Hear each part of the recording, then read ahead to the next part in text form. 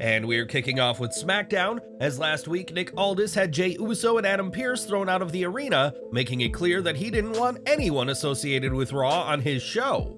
Pearce and Jey left, but not before Pearce told the Brit, "Let the games begin," leaving many to assume that a Raw vs. SmackDown feud will play into Survivor Series. In the daily update from the Wrestling Observer, however, it was stated that WWE has no plans for a Raw vs. SmackDown Wargames match next month, despite what was teased on TV. It remains to be seen what Pearce meant with his comment, but it won't involve Raw and SmackDown talent facing off in Wargames. And what do you make of this decision? Let us know down below.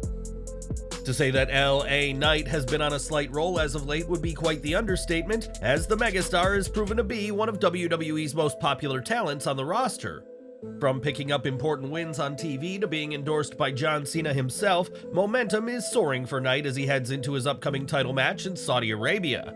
Knight has the opportunity of a lifetime at Crown Jewel when he faces off against undisputed WWE Universal Champion Roman Reigns, but fans expecting a title change should prepare to be let down.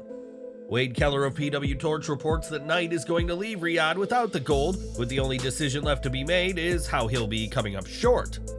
One idea being floated around is for interference to ultimately cause the DQ, meaning that Reigns retains his title, while the other idea being considered will see Reigns pin Knight in the ring. That pin would only come after interference by Jimmy Uso, which would be unseen by the referee and keep Reigns' historic run as champion intact. Knight may be popular and have potential, but he's not on Roman Reigns' level, and Triple H reportedly has no intention to put the title on him just yet. Instead, Reigns is not expected to lose the title before WrestleMania 40, and this loss may prove detrimental for Knight, who is really finding his rhythm as a top superstar. We've seen no shortage of WWE superstars who have suffered following a loss to Reigns, with perhaps the most egregious being Drew McIntyre, whose trajectory was never the same after Clash at the Castle. WWE should book the Knight Reigns match so that the megastar looks like he could have dethroned Reigns if not for screwy circumstances, keeping the door open for a future collision. Perhaps WWE could keep Knight warm for a couple of months after Crown Jewel before giving him the win in the men's 2024 Royal Rumble match, punching his ticket to the main event of WrestleMania 40. Instead of a long, methodical build, Triple H is pushing their top SmackDown face against their top heel with just a few weeks of storytelling, rushing a match that could have been a Mania headliner. Knight will lose at Crown Jewel, that much is all but certain, but the real test will be how WWE will treat the megastar when he heads back to the States empty-handed. Over to Impact Wrestling, which will soon be known as TNA Wrestling once more, a change the company confirmed during last weekend's Bound for Glory pay-per-view. Impact looks to breathe new life into the company with the name change, which has seen significant improvements in recent years, but this is a decision that Impact did not want to rush. PW Insider reports that this change is a well-thought-out move that was initially planned to be revealed at Slammiversary before being kept for Bound for Glory. The final decision to switch back to the TNA name was made about 2 to 3 weeks ago, and there's several reasons why the change is happening. Above all else, Impact want to unite the fragmented history of the promotion, given that the company has had several names and branding over the past 21 years. Nostalgia also played a factor in the decision, with fans polled quietly earlier this year admitting that they preferred the TNA branding over the company being known as Impact. 6 years after the move to Impact, TNA chants could still be heard at shows, and international partners also prefer the TNA name, with some even still using it internally. The success of Impact 1000, which played heavily into nostalgia, was also a factor in bringing about the final decision to go back to TNA, which has gone over immensely well with fans. PW Insider adds that Impact officials are very pleased with the online reception to the change, with one source saying they're over the moon and plan to hit the ground running with the rebrand. Impact's Access TV show will soon be known as TNA Impact Wrestling, and a new TNA We're Back shirt has already been released for eager fans. This change will come into effect on January 13th at TNA Hard to Kill, where Moose will challenge for the TNA World title, and Jordan Grace will challenge for the TNA Knockouts Championship. Speaking of titles, new championship belts have been crafted, but they're not expected to be used until January, and one thing that TNA won't be bringing back is the 6-sided ring. Despite being synonymous with TNA during the early years, there are no plans for the ring to return, with every talent who worked in TNA back then saying they prefer the standard 4-sided ring. A widely held belief is that the 4-sided ring is much easier on their bodies than the 6 sides, and Impact officials want to do right by their roster.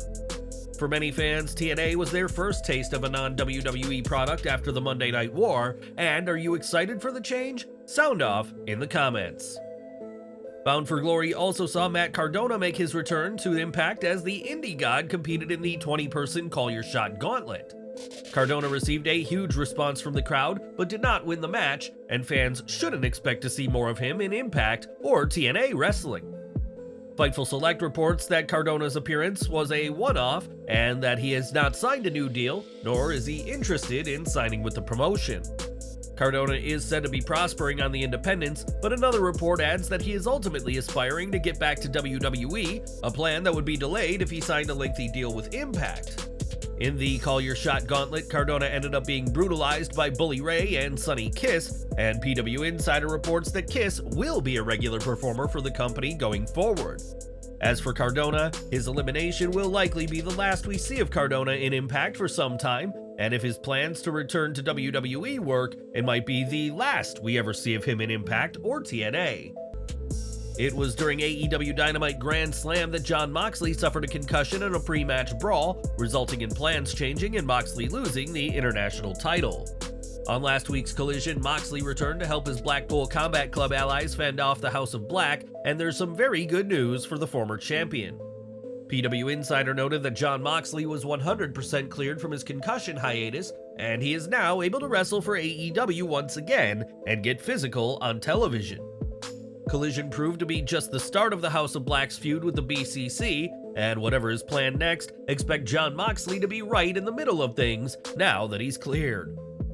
It was last month that an individual wearing an MJF devil mask led a team that assaulted Jay White, with many pointing an accusatory finger at the reigning AEW World Champion. MJF has since denied that he was the one behind the attack, which seems to be the case given the trimmer frame of the masked individual, but whoever this person is, they've struck again. During AEW Collision, Austin and Colton Gunn were accompanied by White, still holding MJF's world title, and the Guns made quick work of the Outrunners to get the win. Post-match, the lights dimmed and the man wearing MJF's mask was seen, leaving the Switchblade and his allies in shock. The Guns scanned the arena for a possible attack, but that didn't come, leaving White and his allies clearly rattled as they wait for the masked person's next move. The person in the mask may not be MJF, but it could be someone working on behalf of MJF, though some suspect it could be the start of the return of Jack Perry. Perry's suspension from AEW has ended, according to recent reports, and could it be the former FTW champion who has been hunting Jay White? Let us know your thoughts down in the comments.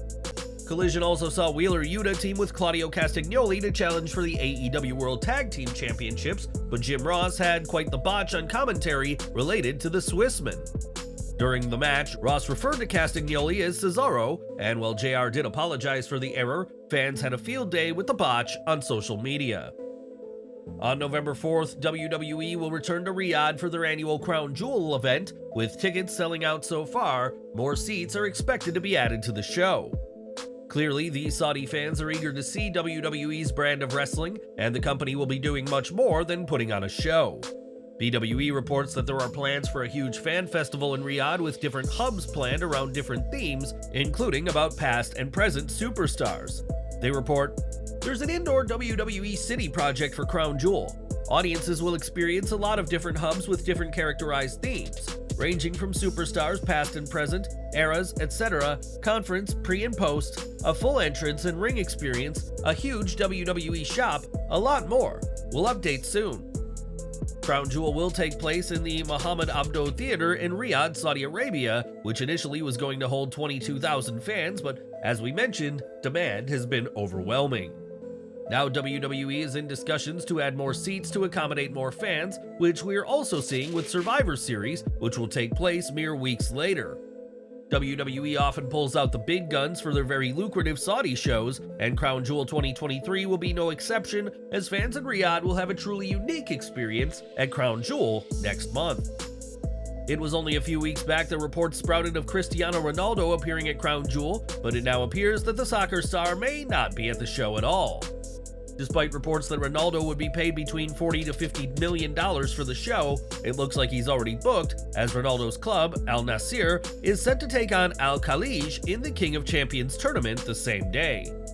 WWE adds that no soccer player is currently scheduled to appear at Crown Jewel, so fans shouldn't be surprised if Crown Jewel comes and goes without the Portuguese soccer sensation. Now, WWE has a lot of things going on right now, but when a superstar goes above and beyond in the ring, it doesn't go unnoticed by those backstage, even if you're not known for singles matches. WWE has recently been pushing Ivar as a singles star because Eric is injured, and while WWE typically has both members of a team sit things out if one is hurt, that hasn't happened this time. Sean Ross Sapp of Fightful reports that Ivar and Kofi Kingston have been praised for their recent matches, with Ivar also being praised for his recent match with Xavier Woods. One producer noted that Ivar hasn't had a singles match go over 10 minutes on Raw in nearly 5 years, and the belief backstage is that not only did he not miss a beat, but he was very impressive. These performances by Ivar will only make WWE think more about using tag team talent as single stars if one member is hurt, and has left WWE open-minded to using Ivar in singles matches. As a former WWE champion, praise may not be anything new to Kofi Kingston, but for Ivar, whose career has been solely as a tag team performer, he's impressing all the right people backstage at this time. During a Saturday WWE live event, Karrion Kross defeated Botch in what doesn't seem like a big story, until you realize that this was Kross's first win in 3 months. Prior to this win, Kross hadn't tasted victory since a July episode of SmackDown, and with reports of a push planned for Kross, could this be the start of many wins to come for the Gothic superstar? On Instagram, Kross shared a cryptic message saying he has traveled beyond the path of reason to return to Eden, and what would you like to see next for Karrion Kross? For his All Out 2019 match, Hangman Adam Page made a memorable entrance, riding a horse named Hunter Horse Helmsley in an obvious nod to Triple H. Unfortunately, things took a somber tone as Helmsley, the horse that is, passed away less than 2 months after that show, but the cowboy remembers his equine friend very well. During an appearance with RJ City on Hey EW, Page was asked if Helmsley was as politically savvy backstage as the real Triple H and described the late horse as a good horse. Page added that Hunter Horse Helmsley didn't concern himself with backstage politics, but simply showed up, did his job, and didn't complain, which is far more professional than many wrestlers. Page's comments were all in good fun, and it's clear he had a sense of humor about the memorable entrance and the very professional, politicking-free Hunter Horse Helmsley. During last week's NXT, Trick Williams was set to compete in the main event, which would determine the next challenger for NXT champion Ilya Dragunov. Unfortunately for Williams, his title aspirations were snuffed out with a backstage assault, but who attacked Trick remains a secret to fans and those on the Gold brand. When Bodyslam.net tried to get some answers about Trick's attacker, all they were told was that it was a closely guarded secret, with very few people knowing the plans for the storyline. With Williams out of the match, it was Carmelo Hayes who earned a shot at Dragunov, and who do you suspect was the one to take Trick out? Leave your suspicions down in the comments. If you're a fan of Serpentico, you'll have noticed that he hasn't been around as of late, with his most recent match being against Eddie Kingston during the October 7th ROH tapings. PW Insider has learned that Serpentico is out of action with an injury and was seen wearing a sling backstage at last week's Collision. It's unclear how Serpentico sustained the injury, and the severity of his condition remains unknown. However, it's obvious that he will be out of action for the foreseeable future. Speaking of missing talent, Abaddon hasn't been seen on AEW programming in a very long time, with the most recent broadcasted match being in November of last year. Abaddon's most recent match on TV was all the way back in October 2021 on Rampage, leaving some to speculate if Abaddon is still with AEW at all. In a Fightful Q&A, Sean Ross Sapp confirmed that Abaddon is still with AEW, but simply isn't being used at this point in time. Abaddon has been using the time off of TV to get into shape and wants the in-ring work to match the character, but who knows when we'll see Abaddon on TV next. WWE is perhaps the biggest wrestling promotion in the world, with some of the best wrestlers competing for limited spots on their TV programming. This often results in talent sitting on the sidelines for weeks. However, a female star has not appeared on WWE programming in nearly 9 months, and there is a possibility that she may already be done with in-ring competition. The name in question is Tamina, who was last seen on TV at the Royal Rumble earlier this year. Despite being part of the Stamford-based promotion for over a decade, the Samoan star has taken a back seat in the last few years. Most of Tamina's matches in the last couple of years have taken place at either house shows or on Main Event, which is a network-exclusive program. She hasn't donned her wrestling boots since her match against Mi Chin on Main Event in February. Nia Jax, who is a relative of Tamina, recently revealed that she made a one-off appearance at this year's Royal Rumble because the latter told her this could be her last Rumble. With the 10-time champion missing from WWE TV since then, there is a chance that she may be done with wrestling for now. During a recent appearance on the Busted Open podcast, the former Raw Women's Champion revealed that she was skeptical about returning to the company, but Tamina's potential last Rumble made her change her mind. It's funny because with the previous Rumble, I was not going to come back, and I was asked to come back, and I was like, absolutely not, I wasn't there. But this last one, my cousin Tamina and I talked about it, and she said it might be her last one, and I was like, well frick, if that's going to be Tamina's last Rumble, I definitely want to be a part of it. If they wanted me to be a part of it. Tamina has been a part of WWE for over 13 years now. During this time, the superstar won the 24/7 title 9 times and the Women's Tag Team Championships on one occasion. It's been close to 3 months since Cora Jade last competed, as after her loss to Dana Brooke on the July 25th NXT, the former tag team champion made it clear that she was done with the brand. Storming out of the locker room and saying she was leaving, multiple stars looked on, and Jade since posted a bye on social media as well to make her exit clear. This appears to be part of a storyline, and it remains to be seen if she'll return to NXT or move to the main roster, but for now, Jade is tired of answering questions about her NXT run.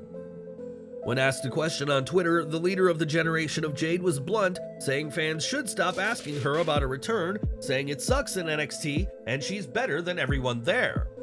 Jade instead said fans should ask her about something that's worth her time, and it remains to be seen if the former women's tag team champ is indeed finished with WWE's developmental brand.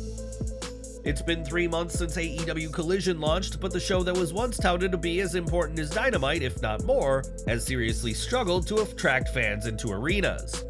Last week's show proved to be no different, as the latest figures from WrestleTix reveals that 2,933 tickets were distributed for the show in Memphis's FedEx Forum, a venue that can host 19,000. Crunching the numbers, AEW was able to fill a mere 15.44% of the venue, and yet again, unflattering photos have emerged online of important names in wrestling performing to a barely filled show. AEW has been booking large venues for its events, and while the ambition is admirable, it's essential to ensure that these seats don't remain empty, which is happening right now. AEW didn't have a bad time with their fans watching at home, though the show still saw a decline from the previous week, with 482,000 tuning in after the previous week's 504,000. Out of those 482,000, 189,000 were in that much coveted 18 to 49 demographic, according to Alfred Kanawa, which is better than most weeks for the show. Collision kicked off with a dream match between Andrade El Idolo and Bryan Danielson, while OVW standout Hollywood Hailey J faced Sky Blue, but yet again, the show failed to bring fans into the arena. It's been close to 2 months since Bray Wyatt passed away, and at a recent live event in Edinburgh, Texas, fans paid tribute to the 3-time world champion. Shortly before the main event between LA Knight and Solo Sikoa, WWE dimmed the lights, prompting the fans to use their phones as fireflies, proving that Bray Wyatt will never be forgotten. And we're ending with Zack Zodiac, the brother of Saraya, whose journey in wrestling, like his sister's, was documented in Fighting With My Family. In that film, it is made clear to Zack that WWE does not intend to sign him, but now he may have the opportunity to make it big in the US as part of AEW. On Wrestling Observer Radio, it was noted that Zack recently announced that he is leaving the UK for America, and it is believed that he will receive a tryout with the company. While Saraya may have greased the wheels and helped her brother get a tryout with AEW, it'll be up to Zack to prove that he belongs with the company and is worthy of an AEW contract. Saraya's family were with her at AEW All In when she captured the AEW Women's World title, and it could be a matter of time before Zack Zodiac joins his sister as part of Tony Khan's promotion.